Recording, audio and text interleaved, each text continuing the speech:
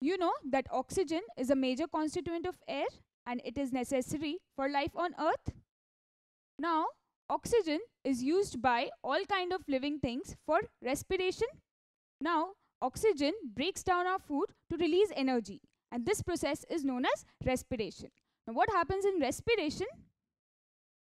The glucose in our food is broken down by oxygen to produce carbon dioxide, water, and energy. So, this is the reaction that takes place during respiration.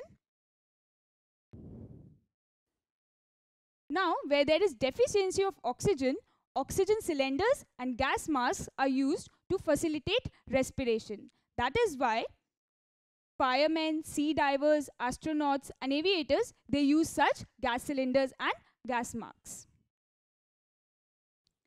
Now, oxygen is also necessary for the burning of fuel to release energy in the form of heat and light. What happens?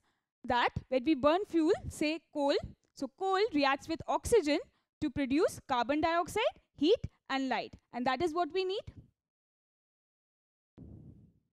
Now, there are also uses of oxygen in medicine, where oxygen cylinders are provided to patients to facilitate artificial respiration. You must have been into hospitals and you must have seen such oxygen cylinders. Also, oxygen acts as a major constituent of carbogen that is given to patients to stimulate natural breathing. And a mixture of oxygen and nitrous oxide is used in dentistry as local anesthesia.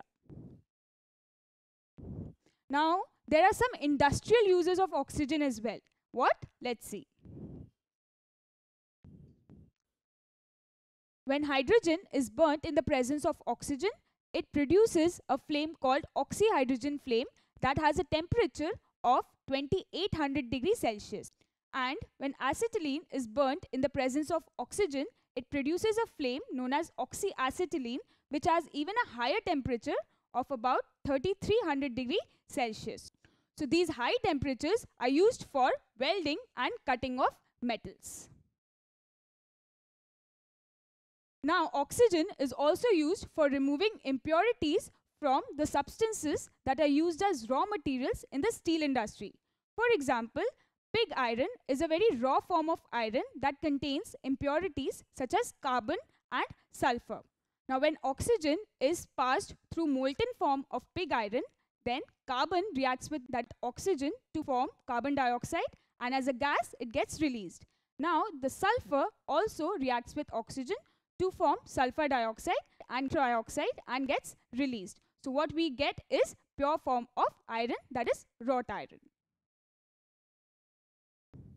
Now, pure oxygen is also used as the oxidizing agent in the manufacture of nitric acid from ammonia and of sulfuric acid from sulfur dioxide.